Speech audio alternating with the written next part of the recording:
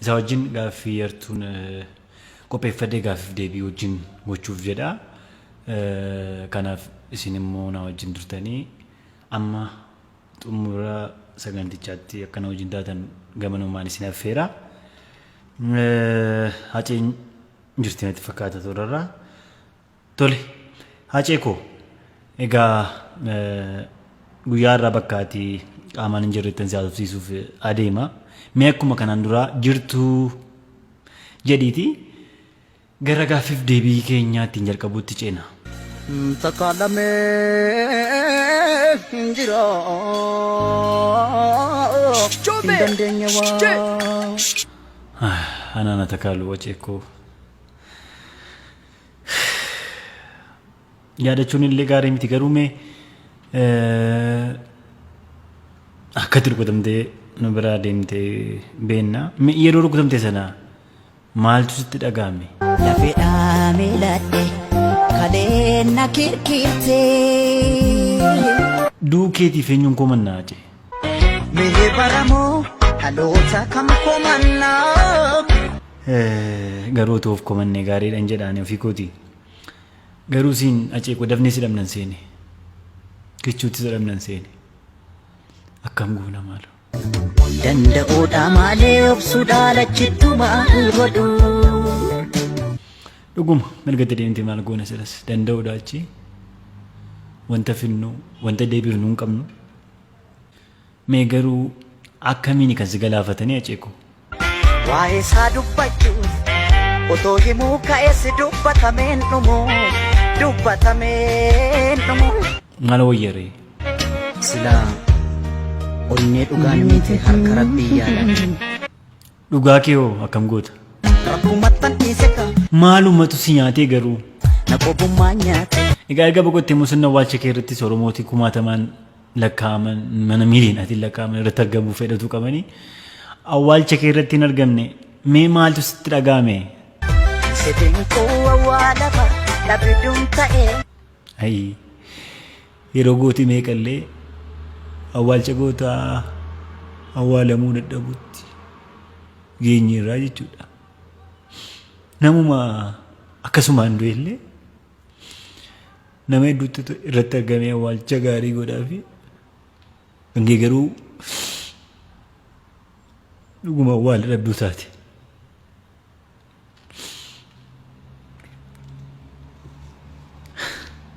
Mee ta'u mee amma akkamitti jirta achi? Narrafa jedhus afataaf boraati naaf hin mijaa'u. Naannoo koo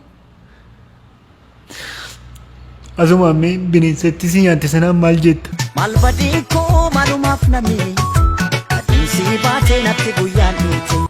Naannoo ceeku anatti guyyaan adii'u. Ati silaa tokkummaa Oromootiif. Araanee warqamee hubqoonqoo na buute. Dhuguma hubqoonqoo si buute baay'ee yaadde. Oromoon akka tokko ta'uuf baay'ee dhamaate. Siin milkaa'ee nafti. Garuu tokkummaa Oromoof akka sana hiitee hubqoonqoo si dhummee akkasumaan waan hafu sitti fakkaatee ture. Anaatti hin fakkaanne. Akkam beekuttis akka Oromoon mara beekuttis ati waan kaateef galmaan hin geenye tokkummaan Oromoo hin jiru amma gandaa wal qoonneerraa amantii wal qoonneerraa godinaa wal qoonneerraa utuu siin milkaa'iin maaliif kichuutti nu jalaa deemte maaloo achi? Lafti galma kootisi na jalaa fagaate. Sababa jalaa fagaatteef dhiistee deemte haa ta'u. Egaa dachee nagas liqimsitee of keessatti gashattee tutureera. Akkamii amalli dachee? Gara jabeettiidha mala namaan himtu. Hacee warra ergumaati boqotteeyyuu maqaa kee dallalaan jiranuuf maal jetta? Anaan na qabattee maaf anaan na miita. Sedhamne kan miidhamnu irratti faayidaa siyaasaaf jecha hekeraa kee illee boqochisaan jiran miti Hacee. Na aarsi bifum tokkoon meeqan du'e bifum tokkoon meeqan du'e. Dhuguma meeqa duute? Biyyi tokko du'aati meeqa duute beektaa? Goota. Egaa ati dabartee booda waan amma Oromoon keessa jiru kana otoo dhageessee maal jettaa jee? Ooyee mankaraaree imimmaanii lakkuurroobse. Amma iyyuu rakkoon Oromoon dhaabbanne maceeku.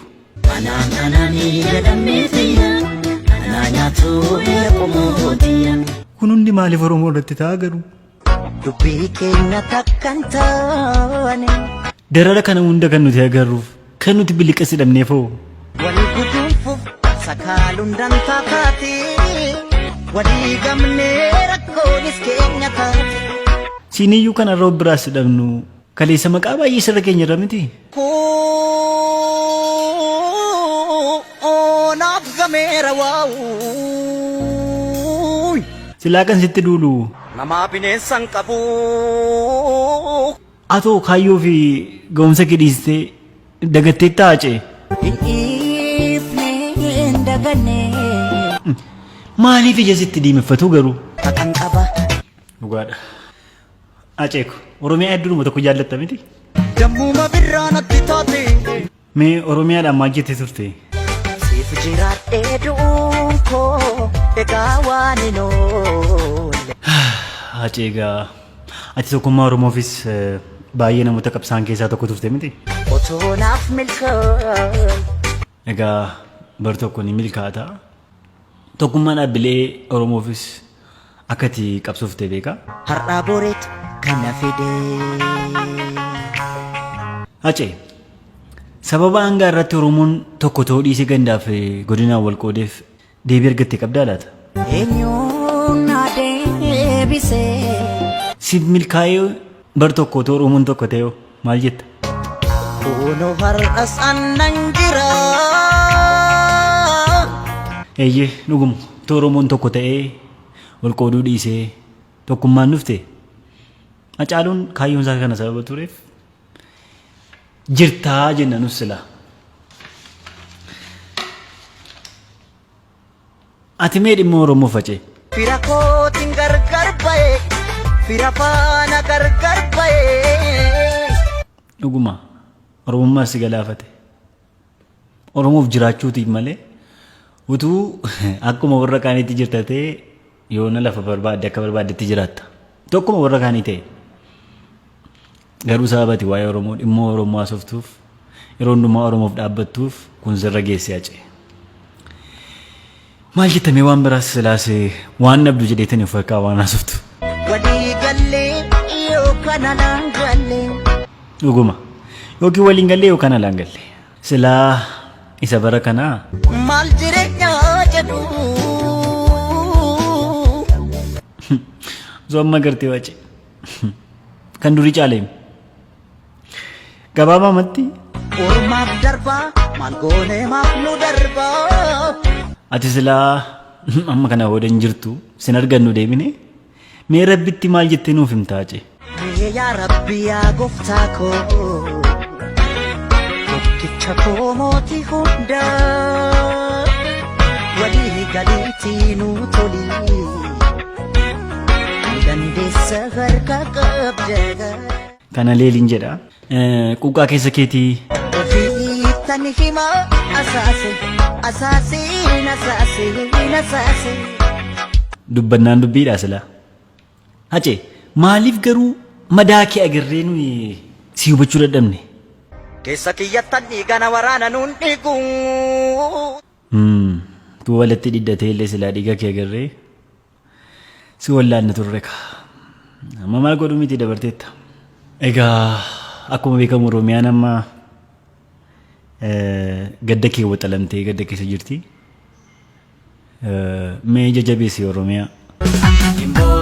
Oromiyaa tiyyoo soree ko soree otoo nuti jirru naaftu booddee. Mee xumura irratti Acee waan haasa'uun qaba jettee ani immoo si gaafachuun bira darbee yookiin irraanfadhee waan tokko akka itti dubbattuuf eeyyama sii kenneera kuna. Harki karii kan nyaatu dina ofii malee. Ayyee galatoomni Acee. Egaa kabajamtoota daawwattoota keenyaa lataa shoo kutaa sadaffaan gaaffiif deebii nama Oromoo nama jedhee waamaan Hacaaluu isa wajjin gaaffiif deebii gooneen kanaan xumurama. Waan wajjin turtaniif waan wajjin taataniif amma ammaatti galanni keenya guddaadha. Viidiyoo kana yoo jaallattan share godhaatii walii keessaniin ga'aa. Baay'ee galatooma waan wajjin turtaniif lataa shoo kutaa sadaffaan kanuma fakkaata. Yaada qabdan gaaffii qabdan kamiifiyyuu yaada as comment irrattis kennuu dandeessu. Karaa Facebookis karaa agartan kana naquunnamuu dandeessu. Baay'een isin galateeffadha jajjabina naa laattaniif isinis akka jajjabaattaniin fedha. Dhumarratti Hacaaluu nutu ajjeesuus danda'a nutu jiraachisuus danda'a. Hacaaluun tokkummaa Oromoof baay'ee dhama'e Oromoon tokkoon ta'u ta'ee Oromoon akka gandaatti wal qoodee akka kanatti jiraanna taanaan Hacaaluu dhuguma du'eera. Hacaaluun du'eera. Beeka Hacaaluu kana booda deebi'een sirbu. Hacaaluun kana booda deebi'ee nuun falmu. Hacaaluu kana booda waltajjii irratti hin agarru. Hacaaluun Oromoon dhuguma goota baay'ee qaba. Garuu goota akka Hacaaluu tokkuma duwwaa qaba.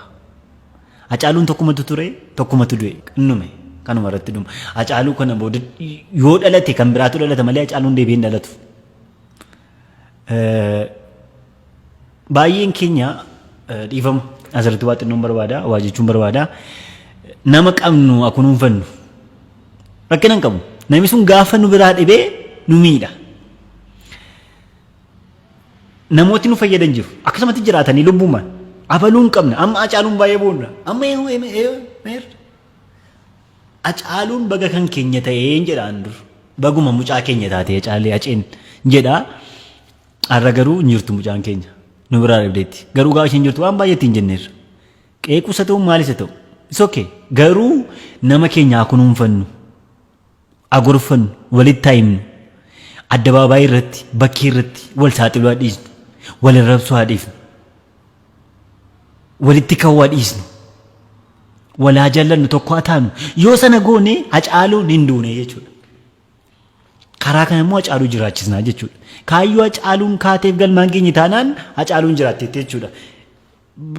Haqa isaa isatu waaqatu rabbitu beeka.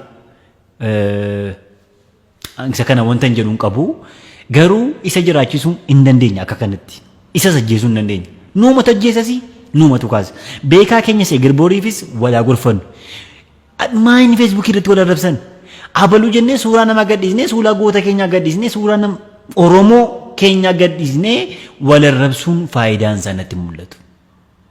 Utoo Oromoo arrabsina ta'e waan tokko rakkina hin qabu. Nuuma taanaan garuu walaa gorfannu karaa keessaa karaa namoota bebbeekanii walaa gorfannu akka sanan jedha. Namni gaafuma nu biraa deemu nu miidha. Gaarummaa isaas kan agarru. Gaafuma inni nu biraa dhibuudha. Hacaaluun deebi'een sirbu. Hacaaluun deebi'ee rakkoo uummata isaa ba'een dubbataa ija fuudhee hin jiru. Baqqal boollaa gadi ta'eera hin jiru kana booda.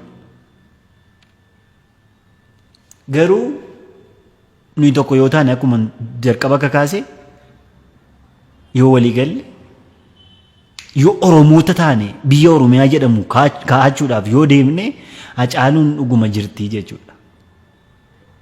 Kana jechuun barbaada. Kanaafuu mee jedhaa isinitti dheeressu lataa shoo kutaa sadaffaan kanumaan haa xumuramu. Torban immoo sagantaa biraa yookiin sagantaa kanaan dura fakkaatu kutaa tokkoffaaf kutaa lammaffaa irra tureen deebinee wal agarraa. Hunda keessaniif jajjabinan baay'ee isin hawwa inni irraanfatamu. Garuu ammoo dandeenye jireenyi itti fufa sababa ta'eef Hacaaluu yoomiyyuu nu irraanfannu. Amma sirbisaa jirutti yoomiyyuu nu irraanfannu Hacaaluu. Garuu walii keenya jajjabaannee ofii keenya akka Hacaaluutti hojjennu akka Hacaaluu ta'uuf adeemnu tokkummaa Oromoof hojjennu isa kanan jedhaa. Baay'ee galatoomaa ulfaadhaan jedhaa. Uffata kana akka kanaan kan naaf hojjette kan seenaa closing baay'een galateeffadha. Isin immoo ciao.